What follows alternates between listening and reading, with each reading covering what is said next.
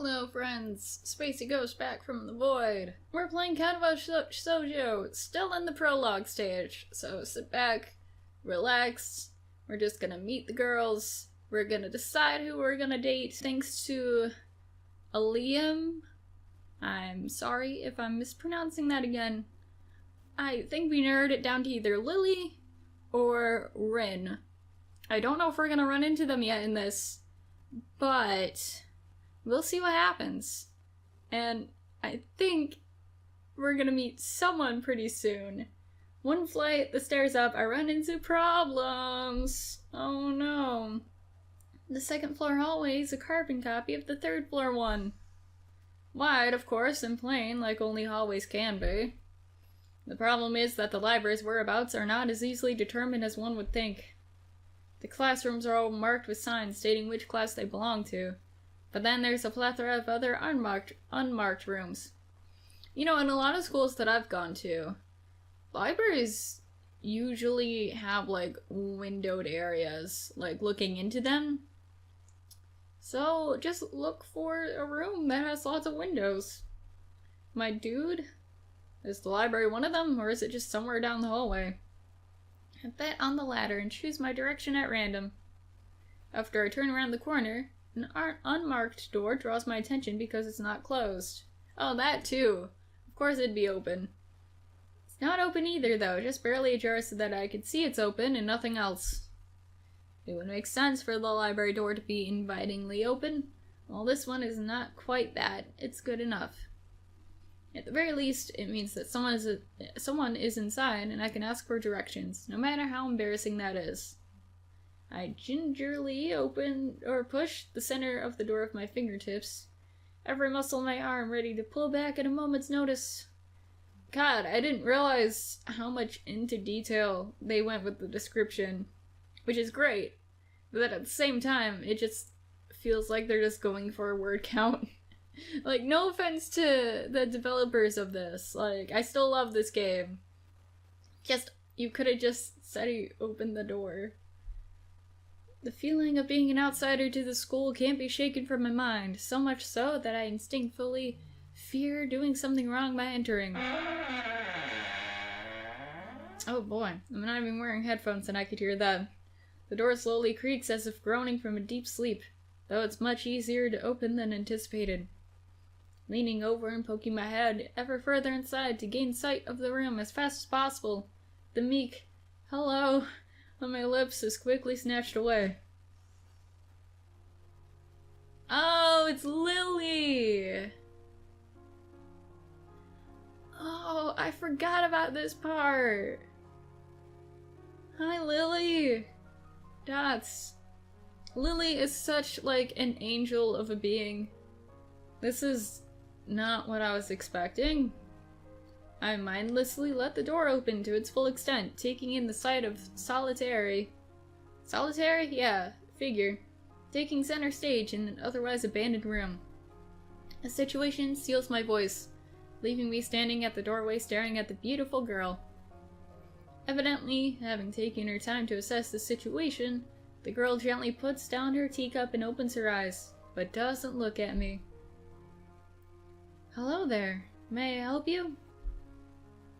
Staring directly in front of herself, the movements of her lips seem to break the silence rather than the words. However, it's the soft, measured voice that reminds me she's a being separate from the room itself. Not only is she likely the tallest girl I've ever laid my eyes on, but even among the foreigners I've met, she's strikingly distant. Hi. Hi, pretty lady. Sorry for intruding, I was just kinda lost. In your eyes, I mean. She takes a moment to formulate a response before speaking. Every action she takes feels as if it's carefully choreographed beforehand. Care to take a seat? Unexpected, considering that I'm intruding upon her. Thanks. I slowly step towards another seat opposite her, the girl resting the teacup and saucer on the wooden table in between. The way she doesn't track my movements with her head is telling. That, and the slight cloudiness in her eyes, means that she must be at least partially blind like Kenji. Come to think of it, her voice doesn't have any detectable accent either. I guess she must be half Japanese. As I take my seat, her composure takes me slightly off guard. Her air of relaxed confidence makes the silence entirely comfortable. The calming atmosphere is so very different from the student council office. Meanwhile, in the student council office, it's just like screaming between like Misha and like signing between Shizune. I take it you're a new student to Yamako? Yeah, I just transferred in yesterday. I get the distinct feeling my speech patterns don't match the formality of hers, actuated by her restrained bow of greeting. Wow. One of which I hasten to match before realizing the futility of the action. I'm Lily Sato. Pleased to meet you. Hiseo Nakai. Hi. Hi there. Don't mind me. Oh wait, you can't even see me. Okay, so I can blush all I want. She gives a nod before gesturing roughly in the direction of her teacup. Would you care for a drink? Sure. As much as it pains me, I can't keep step with her formality in the proceedings. She gives a kind nod, taking the request in stride. Without another word, she steps off the chair and prepares a second cup of tea from a collection of supplies laid out along a shelf. A brush here, her left hand often lightly touching the side of whichever container she's pouring into. It seems to be a process she's followed dozens of times before. As I lean sideways to see around her back, she seems to use her long dainty finger to measure the right amount of water in the cup. It's one thing to see the different disabilities the students in my class have, but it's quite another to see how everyone seems to adapt. Shizune and Misha have no problem working together to communicate to me, and Lily herself seems to have workarounds for problems I've never thought of. While I feel slightly guilty about her doing the work, she seems pleased to be following the correct process of the offerer preparing the drink. So... Her soft voice brings me out of my silent observance. Which room were you looking for? It's not often this classroom is visited after school. The school library? Shizune and Misha, I mean, some classmates. You don't need to know their names. Told me it was on this floor. She finishes pouring the water into the teacup as she nods, the small metallic tapping coming from the teacup indicating it being stirred. I am aware of Miss Takamichi, as are most students. To be with them means you're in class 3-3, no? That's right, in the science room with Muto. She gives a small giggle before settling down a teaspoon and slowly walking towards the table, teacup and saucer in hand. He's quite a character. I'd imagine you come to like him. Most do. As she sets down the tea, I gently take it and have a sip. I'm really more of a coffee person, but it seems like a rather bad moment to bring it up. Nonetheless, the smell's quite nice. I hardly think it'd be hard to choke it down. Yeah, when you see a hot chick hand you a cup of tea, you don't say no. You don't insult them. Thanks, Sato. It tastes really nice.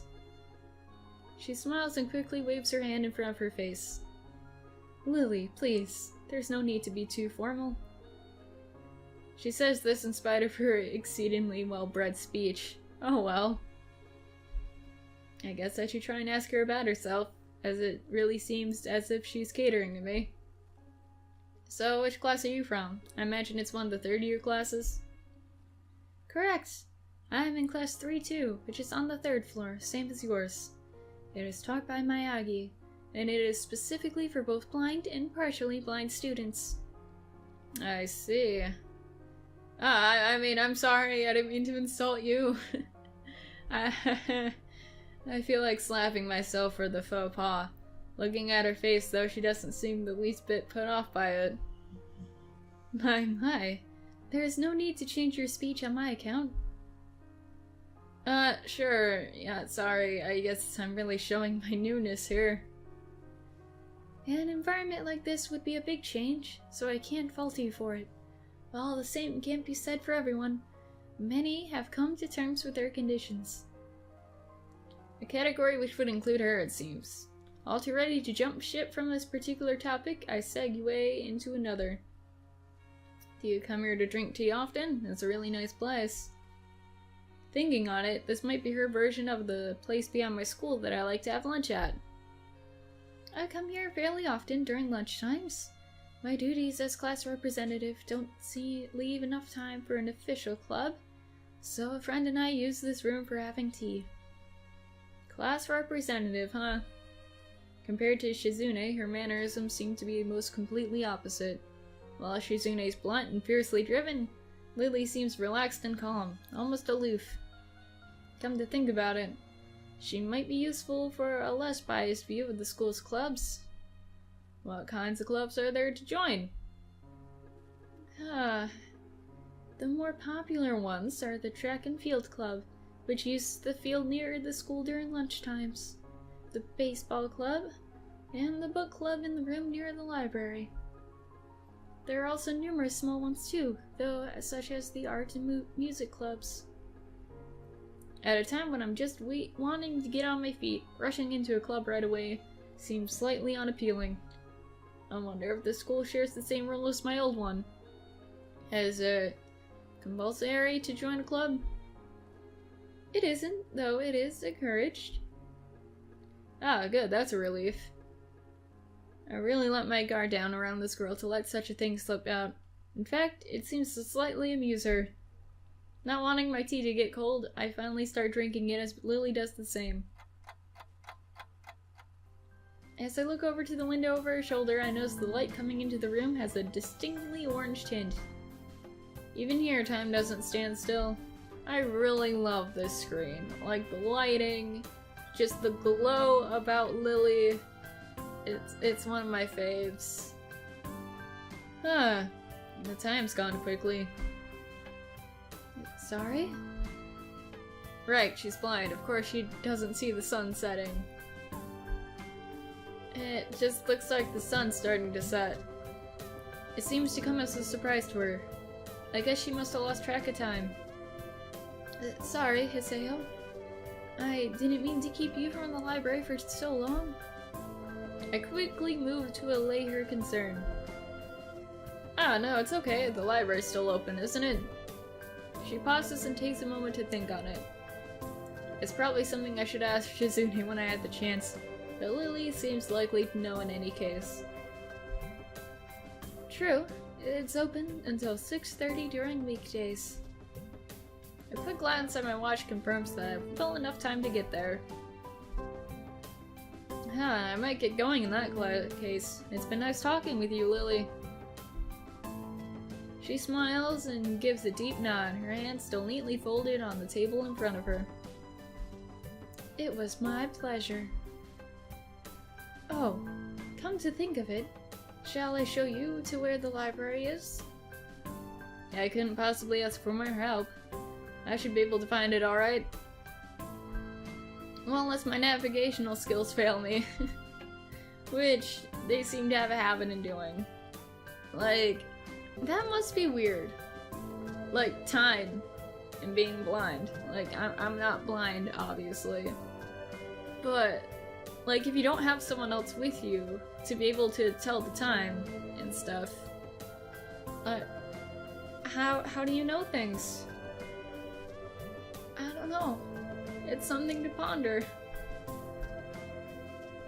It's alright. I was going to be talking to the librarian there in any case. I could introduce you. This gets better and better. It's pretty hard to deny her offer.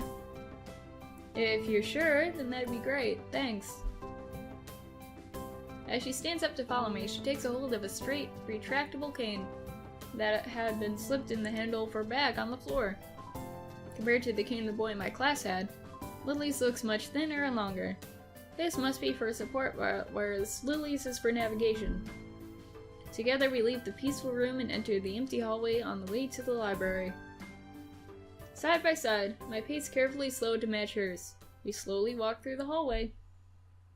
It doesn't take long for us to arrive at the door to the warm-looking room, apparently situated in the center of the floor rather than either right wing. Ladies first. She gives an appreciative smile at the gesture, taking the lead as we file in. To the left is the wooden library counter, with the library proper being on the right. It easily dwarfs my old school library, with the distinct smell of old books giving the place an almost old-world air. There don't seem to be a lot of students here, considering the time. It isn't a big surprise. Everyone's probably either in the school grounds or the dorms. Yukio, are you here? She says it to thin air since the librarian doesn't seem to be present, and of course Lily can't see this. What's unexpected is that it draws a reaction. Something from under the counter thuds against it, followed by a quiet wail. Ah, poor Yuko. Ah. Yukio, you're so cute. The origin apparently is the librarian. Quickly crawls out and bounces up to extremely rigid attention.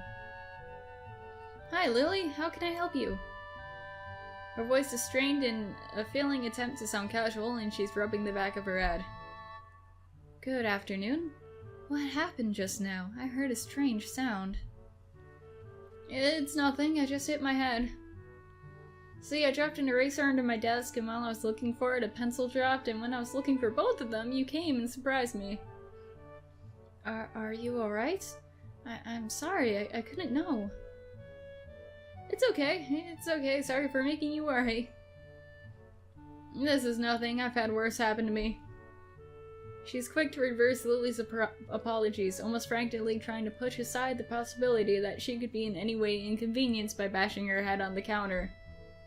Yes, worse things have happened. The girl fidgets with her fingers as Lily doesn't seem to drop her concerned expression. She then shuffles some papers around the counter for no reason. A little shorter than Lily, replete with glasses, freckles, and a very troubled look. She seems to fit a library perfectly. Ah, Lily, did you get my message? Message? Huh. Oh, the 2 imported books that arrived? Right. Oh, weird. Hiccups. Right, they finally came. Can't believe it took so long, but... Amidst her celebrations, partially from managing the change of the topic, I'm sure, she notices me from the corner of her eye and freezes on the spot when she does. Oh no. I'm sorry for not noticing you before. Did you need to check out a book or return one? I'm sorry. The way she can quickly shift between moves is a little unsettling.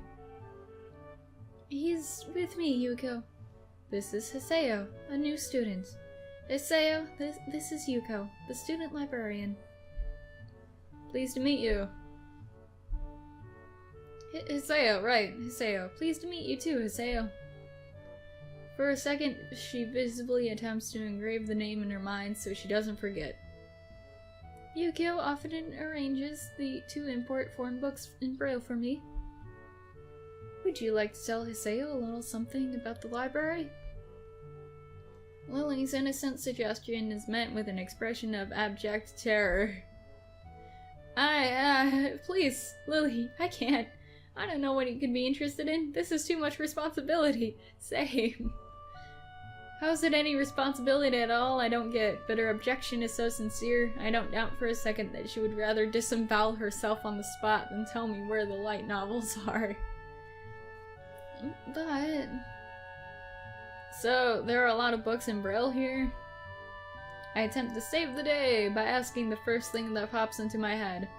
It seems to work, at least partially, as Yuko seems to not exactly relax, but at least look slightly less tense. Well, I think about a third or a fourth of Yamako's library is either in Braille or audio. Makes sense given all the blind students that be here. If it's only that, how come this library is so big in the first place? Well, we get a lot of new books regularly because the library is adequately endowed. That's probably why. They spend more on new books than on my salary, and then I have to organize and shelve all of them. It's so troublesome and they weigh so much. I wish I could just quit this job. It's... A very awkward silence follows the revelation of too much information. I'll go check the aisles then if you don't mind. Have fun with your slight existential crisis then. It's probably the best for all of us if she doesn't keep talking to me. Very well. Meanwhile, Yukio, I would have those books if it's alright with you. My first impression was right. The library is surprisingly big. Ambling down the narrow aisles, I studied the spines of the books in random order, occasionally sliding one out to read the blurb, taking it with me if it looks good. In a few moments, I have a respectable stack of books in my arms. I guess I'll never be stuck for a choice in here. The normality of the library sinks in. Sure, there are large print and braille books scattered throughout, but it is what it is. A library. It's as if the calm mood in the room I had tea with Lilly snuck with us in here, unless it was here to begin with. Something about that puts me at ease, just like before. I reach the end of the aisle and find a collection of desks, set up for study or personal reading. Going a little further, though, I discover a nice quiet corner at the back. While the rest of the library has the odd student sitting at a desk, either reading or stealthily sleeping, the back is pretty much deserted. As I glance around, I see someone who I recognize sitting on one of the several beanbags. And it's Hanako, our girl! It's the long-haired, dark-haired girl from my class, the one who snuck out of the classroom earlier. She's reading a book, keeping it close to her face, which makes her look like she's really into it. From the way she's acting today, I had her pegged as more of a delinquent than a bookworm. In fact, her mysterious disappearance from the class raises all sorts of whys in my head.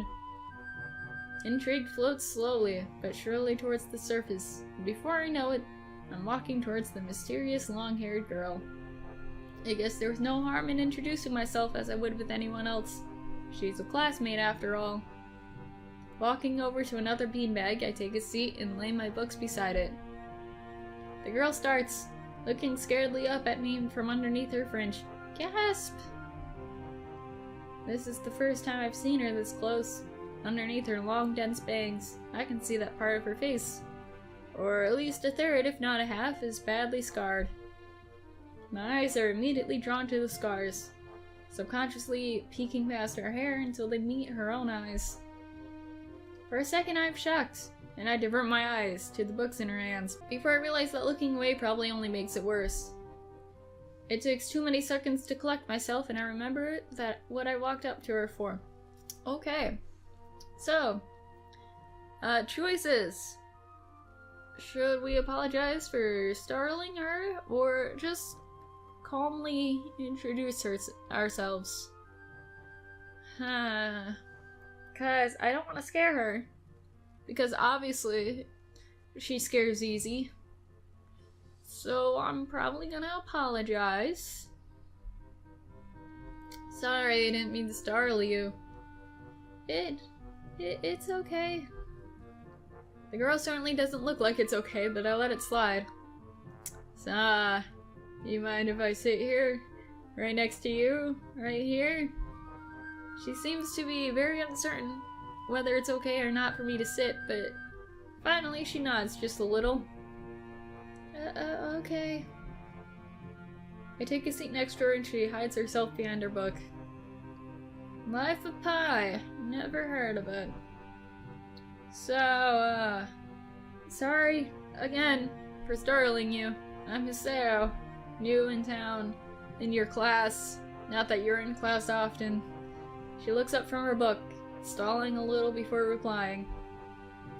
I know. We are in the same class. His speech is stilted and so quiet that it's barely audible, even for the still library. Somehow, I think that my delinquent impression of her was wrong. Hanako. I'm Hanako. I resist the urge to say that's a nice name, just to have something to say. But really, it's the only thing I can think of. I feel like an idiot. Everyone here must be used to being different to each other. And here I am, being all bothered and fussed about that kind of thing. Don't let me interrupt your reading. I'll just check these books if you don't mind. She nods a little and sighs a sigh of relief. So I try to read the covers and the introductions of the books I picked up, and she buries her face in her own book. Uncomfortable silence consumes us. My eyes still wander in her direction, and I sneak peeks of her flowing hair and the scars it's hiding. After a while I realize that she's doing the same, and only pretending to immerse in life of Pi. Her gaze is not inquisitive at all, though. It darts around like a scared rabbit. When our gazes finally meet, the chain reaction is unstoppable. She stands up forcefully from the beanbag and takes a deep breath. I've gotta go do something! Ah! Oh, poor Hanako. I still love you. You shy little bunny rabbit, you.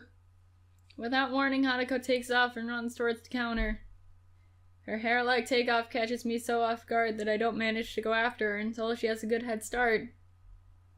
So, that happened, guys. By the time I reach the counter, she's nowhere to be seen. Lilly and Yuko are happily chatting away. Knowing that I won't be able to catch Hanako myself, I approach the girls. Hey, did you see? Sorry, Lilly. Notice a girl run past here? Did you hear anything? Maybe. What'd she look like? She looked like she was about to fall to pieces at any moment. Long, dark hair, kinda shy. She had, well, some scars on her face. You wouldn't be talking about Hanako, would you? Yeah, that's her. I saw her reading and tried to talk to her, but I think I scared her off or something. Oh dear. Yuko, would you excuse me? We had better try and find her. Sure, I'll just hold on to these until you come back. What's going on? I'm sorry. I'll have to explain it to you some other time. Right. I'll see you later then. Lilly hastily grabs her cane and hurries out of the library before leaving me alone with Yuko. I don't think I'll ever get the hang of this place. Did I do something wrong? Random stranger, please tell me I wasn't doing anything wrong. What'd you do? Nothing, I was just looking for some books and then she got in this fit and ran off. The most offending thing I can think of was that I might have looked at her general direction a few times. Well, she's a very timid girl. You have to be very careful around her. She can be very jumpy, I think. And she's not accustomed to talking with other people. Isn't that a bit strange? I wonder it's just how she is, I think. Yuko doesn't sound all that convincing. Then again, maybe this is just the norm around here. Everyone has their own problems, or else they wouldn't be here. But how should I deal with these people? Forcing myself to act overly casually only makes me feel phony. Like I'm supposed to be ignoring the elephant in the room? Yuko fidgets, looking like she wants to say something to that, but resists it. I think it's an elephant, only if you feel that way. Yeah, I guess she doesn't have a good sense of self-restraint. It makes me smile and she blushes heavily. What? Did that sound stupid? No, it sounded really wise. I guess you're right. It's more about me than anyone else. Neither of us has anything to add, so Yuko fills the silence by shuffling some papers around. People who have papers on their desks really like doing that. Did you find any books? I should be closing soon. I mean, this library should be closing, but I have to do it. Hope it's not too inconvenient for you. Oh yeah, I want some books, but I left them over there because... I'll just go get them. I fetched my stack of books from beside the beanbags where Hanako and I were sitting and returned to the counter. Wow, you read a lot, don't you? I surprised myself with that too, honestly. At least when I really think about it. I had a lot of free time earlier this year, so I just kind of started reading books to fill that time. I couldn't do much else. I see. But she doesn't say anything else and just checks out my books for me. I guess that's what they call tact. Alright, before we get into any of this, I'm gonna stop it here. So, we have officially met Lilly and Hanako. Hanako, my sweet child. And also Lilly, who's, like, so graceful, so amazing. All of these girls are pretty amazing, if I do say so myself. So, yeah. Thank you guys for watching this. Tell me what you thought down below and stuff. And I'll see you guys sometime in the future. Bye!